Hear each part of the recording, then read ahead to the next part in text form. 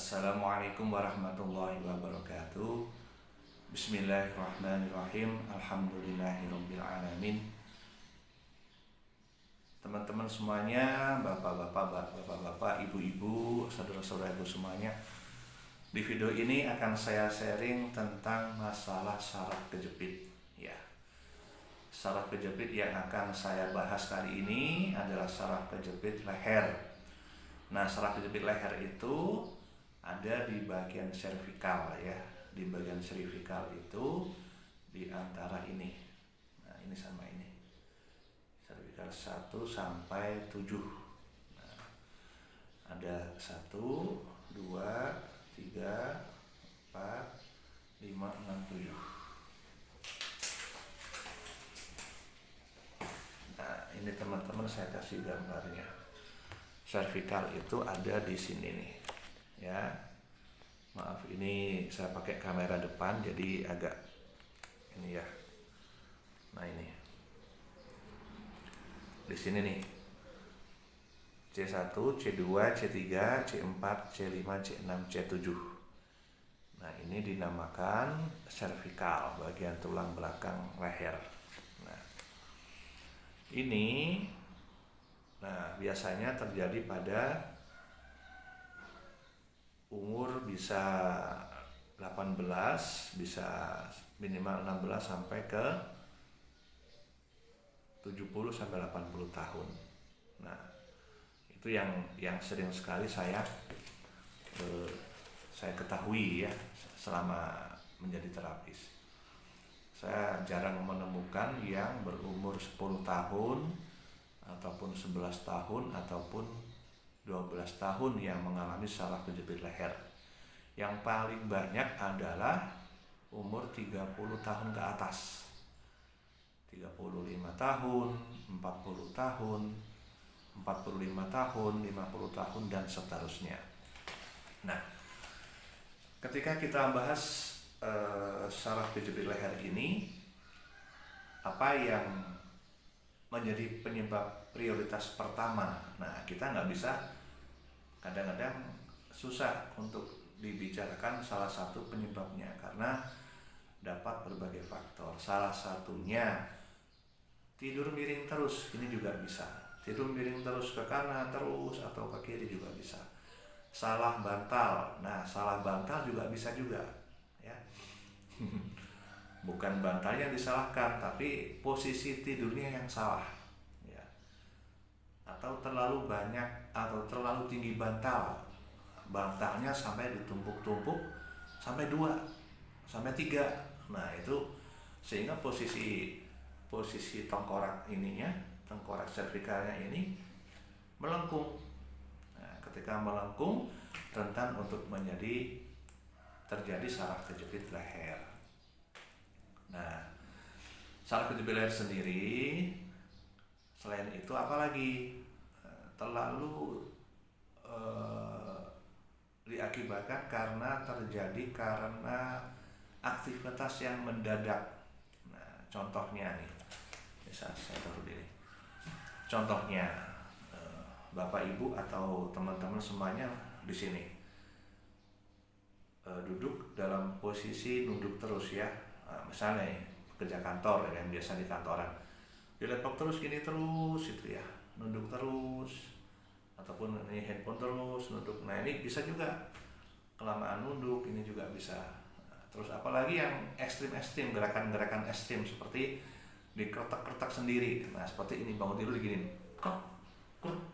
Nah, terus diginin, krek, krek, krek. Nah, itu banyak dari pasien saya yang bercerita penyebabnya karena salah satunya seperti itu ya, dikeretak-keretak sendiri ya. Nah, terus penyebabnya apa lagi? Penyebabnya salah satunya apa yang lainnya juga bisa karena shock otot, kaget ototnya ya. Misal terlalu berat helm yang Anda kenakan tiap hari motoran sampai beratnya sampai 5 kilo, 6 kilo tiap hari sehingga kepalanya Anda menunduk gini. Nah, itu bisa dicegah pemakaian helm, padahal sepele ya. Sepele itu mengakibatkan apa?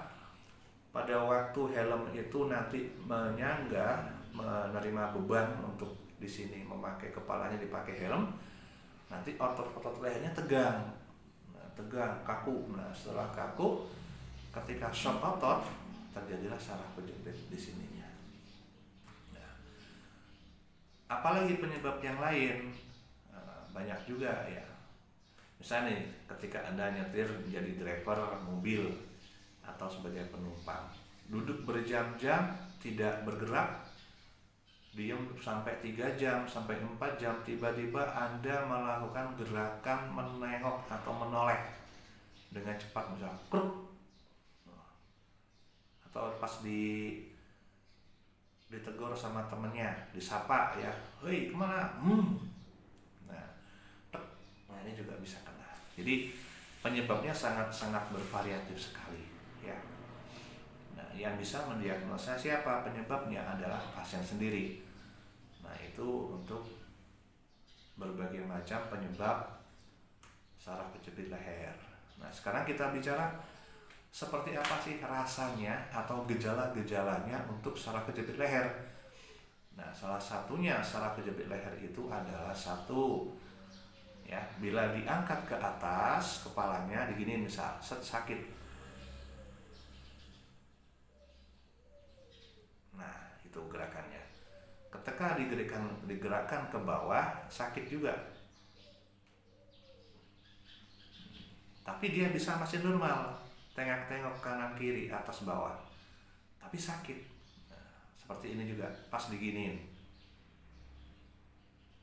Nah itu merasa sakit. Pas digini juga ketarik, nah serasa sakit. Jadi ketika ada gerakan, tapi nggak semuanya ya, nggak semuanya 4 gerakan itu sakit semua. Ada cuman kena atasnya bawah, cuman atasnya gini, atau cuman ke bawah gini, atau cuman ke sana gini, ke sini gini. Nah itu saraf kejepit leher. Terus gejalanya apa lagi? Kalau sudah lama dia akan merasa pegel di pundak, di sini nih, pegel, kaku, pegel, terus sampai ke bawah ini, punggung belakang sampai ke sini, ya, itu sangat pegel sekali, kaku, pegel. Terus sering pusing kepala, nah pusing kepala sering, ya, bagian pusing kepala. Terus apa lagi? Kesemutan di tangan sampai ke sini. Kesemutan di tangan kiri atau tangan kanan. Nah itu gejalanya seperti itu. Itu yang saraf kejepit ya. Untuk cedera leher sangat banyak sekali. Bisa dislokasi, bisa geser tulang, bisa patah tulang di sininya, bisa karena kecelakaan atau yang lain-lain. Bisa juga cedera lehernya. Nah, cuman yang saya bahas kali ini adalah saraf kejepit lehernya di bagian servikalnya. Nah, bagaimana cara menanganinya?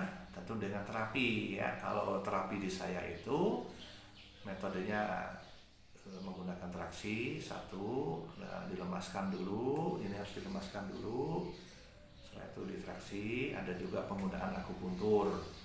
Nah, jadi lengkap. Nah, kalau di saya banyak lengkapnya ya. Di akupuntur iya, di traksi iya,